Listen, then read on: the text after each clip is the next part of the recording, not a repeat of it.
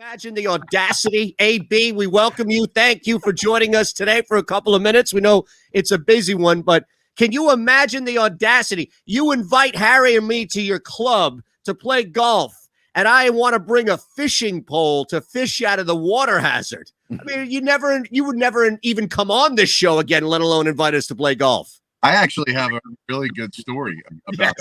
Good. Golf event every year. We rotated Paxton Hollow, Lanark Country Club. Sure. Field. I'm not going to tell you which club it was, but many years ago, it was an earlier, one of my earlier golf tournaments. So we're doing it. There's a new pro there. He's from like Australia or something like that. Wasn't really up on like who was kind of what this thing was all about, like who Anthony Becht was, or even though my name was on the damn title of the damn tournament, he wasn't real clear on it. So we're playing, and I'm with my group. I'm on one of the holes, and about 2 hours in, he drives up to the green that I'm putting on. And he comes up to me, again, not knowing who I am, or I'm just with a random group. He's like, hey, and I'm not going to give you an Australian accent, but he's like, hey, listen, he's like, if you don't mind, can you not drag your heels on the greens when you're putting? I said, wow. I was like, excuse me? I said, drag my heels. I was like, okay. I was like, man, you should really talk to the guy that's running the tournament, because I'll tell you, he's probably the guy that can probably get this thing handled. He's like, okay, yeah, give me a name. I said, yeah, Anthony Becht. His name's on the thing. Go ask about him. And then afterwards, he came up to me and he apologized. But I've never had anybody dragging my heels on the green. Jesus, I'm just trying to dig in and make a putt, for crying out loud. That's why you got to wear those spikeless shoes, Anthony. I do now. That was back when I had to wear the them big ass disc on their feet. Right. That's amazing, man. I've never heard that. Look, I feel like I violated a lot of rules and code on the golf course, including dress etiquette, and never the dragging. That must have been somebody having a really bad day, looking to take it out on anybody he could. I think the greens were like aerated too. They weren't even like great. Right. You couldn't even tell, for crying out loud. It was, oh well. Well, Anthony, never had it back at that place since. So that's there you go. That's it. Not that again.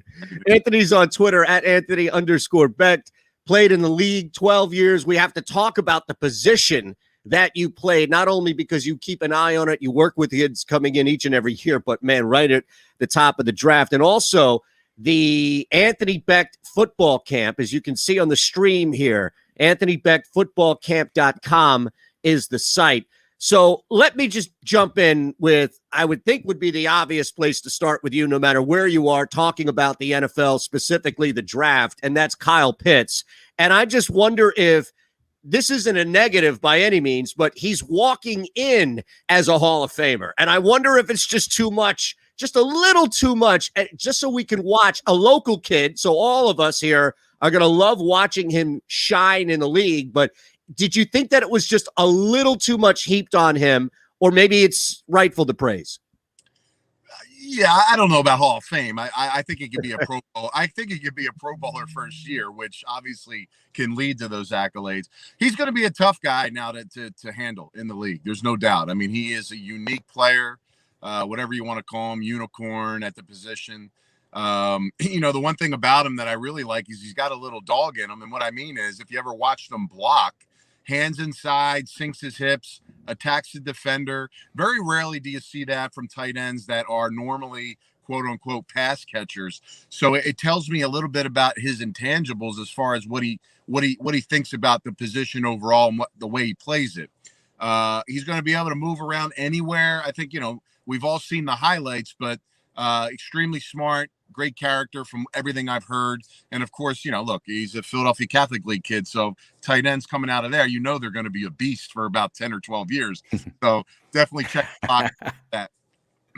That's awesome. Well, Anthony, big night on Thursday night with the draft. A lot of quarterbacks going early. There was a short run on cornerbacks, maybe a little earlier than some had thought. A bunch of trades. The whole Aaron Rodgers thing that's kind of stole the thunder of the draft before the draft actually started. What was the highlight or some of the highlights for you from Thursday night? Yeah, I think the quarterbacks obviously was an intriguing situation. Mac Jones had gone as high as 3, and he ends up falling into the Patriots' lap. some people want to talk about, well, it was strategic, or was it? I mean, did he just end up, I remember Chad Pennington, when he came out in my draft with the Jets, they had no inclination of taking him, but he fell that year because the Steelers and the 49ers were supposed to take him. And all of a sudden, Bill Parcells finds his quarterback with an aging Vinny Testaverde. So, again, this is a similar situation. They get a guy that I think fits the system. And it's not because he's got a bad body like Brady did or coming out. I mean, the guy is extremely accurate. He's exactly what that offense is. And, look, he could have a lot of success. And we know the Belichick-Saban relationship, obviously getting the feedback. And the one thing I will say about, when you talk about Saban and his relationship with players and coaches, I've heard several players that were drafted by Bama that when I've talked to at least the people with the Jets when I was up in New York doing all the coverage in the building, he was not going to lie for any players. He basically said, look, if this guy's an idiot, he's an idiot. Now, he's a good player, but, he's got a bag of rocks in his – he's like that. So you got to kind of, it speaks a little bit about what his guys are when he tells guys about them. So, I think those, and I think, from a receiver standpoint, what was Devonta Smith, how far was he going to go down, or who was going to be the guys ahead of him, or this or that. And it kind of played out, I guess, the way everyone thought. But, I think he, to me, he's the best receiver in the draft. I'm curious, and I know we'll talk about your thoughts. You mentioned Devonta Smith in the first round with the Eagles, and then what they did from Dickerson in the second round and beyond. But I'm just curious, as somebody who is fully immersed in Tampa, from media to covering the game to knowing the players down there, just the pulse of the fan base, how much different was this draft compared to so many other drafts? Very stress-free, right? Basically, Jason Light probably had a six-pack on the desk while he was watching the draft go down because – they just the door, it was wide open. They could have went anywhere, and they did. They found the quarterback that can sit and watch. They got himself an additional pass rusher as well. So, I think, from a standpoint of this offseason, being able to sign every starter back that was up or, a free agent, which is unprecedented, to get all those guys to buy in, man, I'll tell you, that's, says something about, the organization, a little bit more about Brady, maybe about selling something. And listen, if you're a player and you've played 5 more years and you're thinking about, okay, do I want to try to get another ring, make this thing go a little bit? Why not stick around? I mean, who isn't the front runner in the NFC outside of them? So, fan base is excited. And, hopefully with a full stadium, man, that place will be rocking. It'll be fun to watch this year. Anthony, what did you make of the whole Aaron Rodgers situation? And it's still ongoing, I guess. Some say he might be losing his leverage now that the draft is over. What's your take on that? Do you think he's a Green Bay Packer in September? I don't know about it. His leverage is fine because he can do whatever the hell he wants. It's the Packers that are losing leverage because what can they get back if they have to do something? I would say this. I'd say the Packers would just sit tight, and if he doesn't want to play this season, don't trade him because next year, obviously, he has the ability to opt out. There were a ton of rumors, guys, that this was going to be a landing spot for him after Brady. It was a 2-year project with Brady, and then bam, wow. Check out and come down here and just fill the void. But again, I saw the odds. People were saying the Raiders, and I don't necessarily think that's where if he's going to go there, he's going to win. I could get the West Coast though, wanting to go back, kind of to his roots. 49ers to me would be the choice if I had to pick between the two.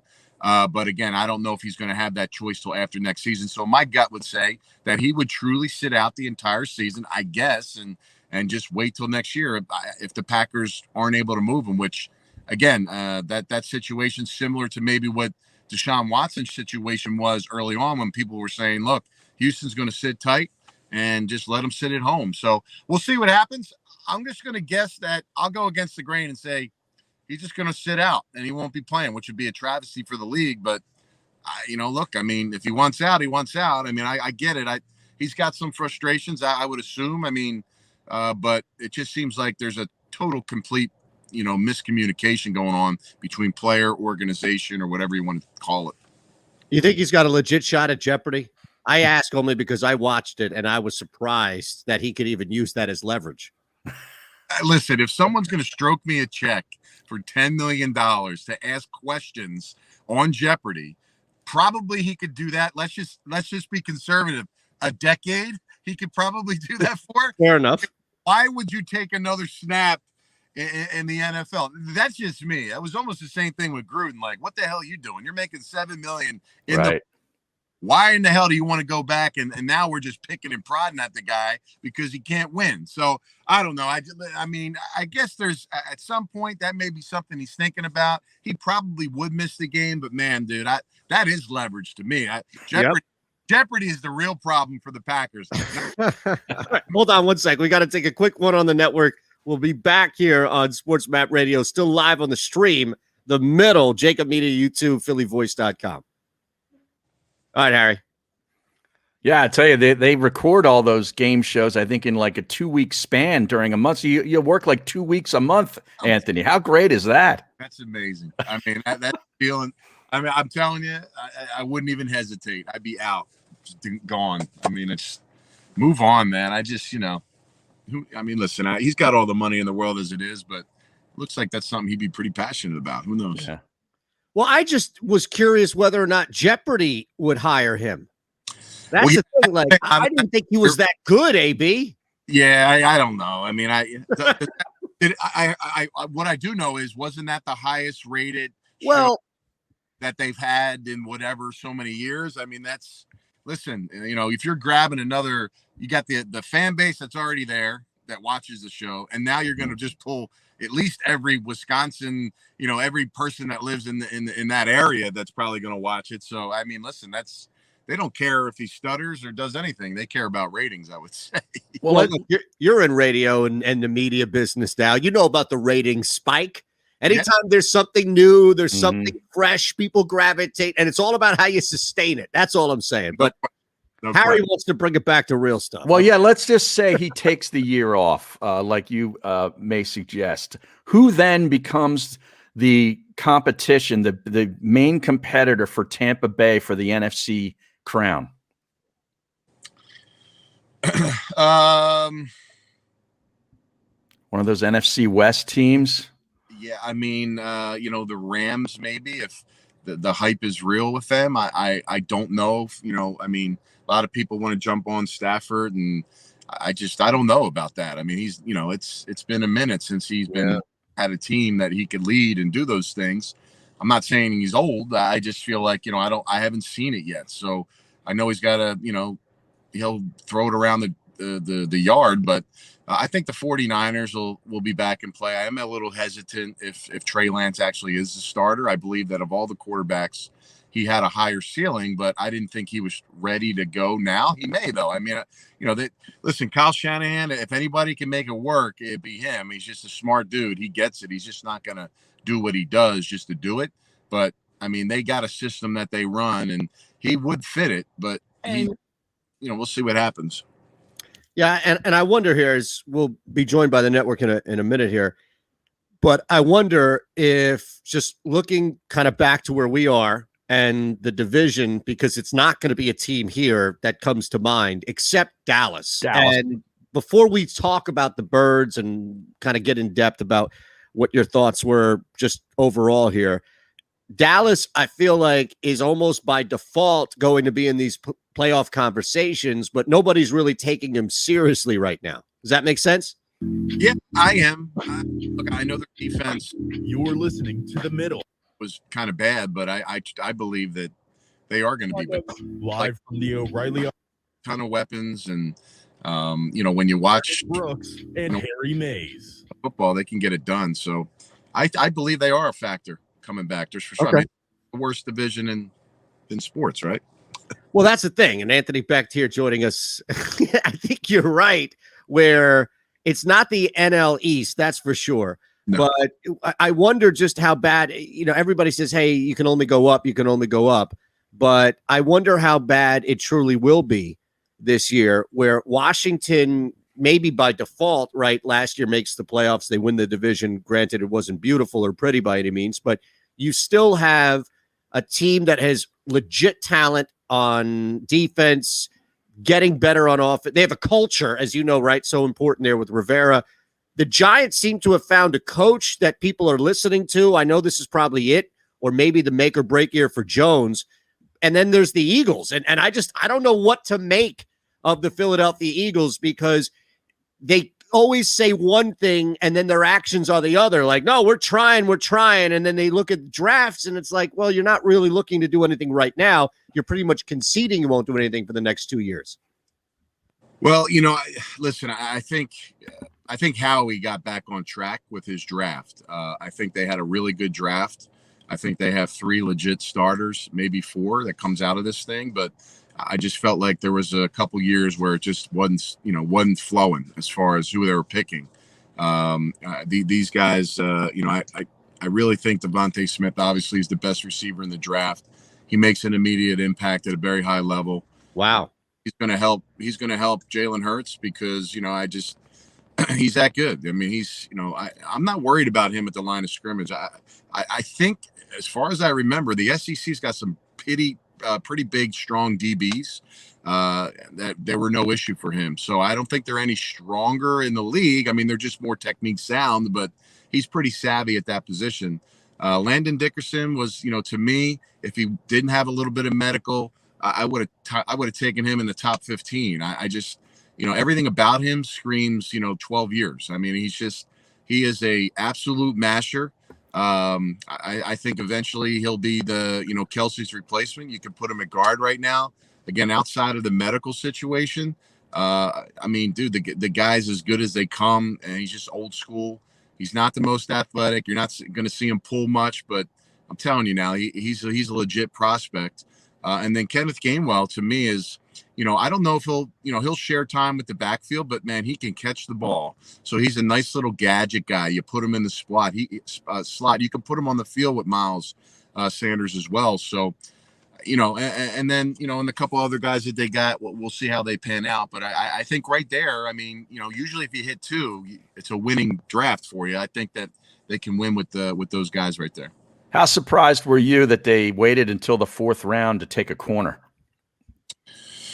You know what? I'm not too surprised because just as a comparison, the Jets were dreadful at the cornerback position as well, and they went later on in the draft. So clearly there was talent in that window of picks. So, and I agree there were. I mean, as good as the guys were that went early, I think that as you go through them, I believe that, were a lot of talented players out there at the cornerback position. So wasn't shocked, but again, I think it's an offensive league. You got to help your quarterback.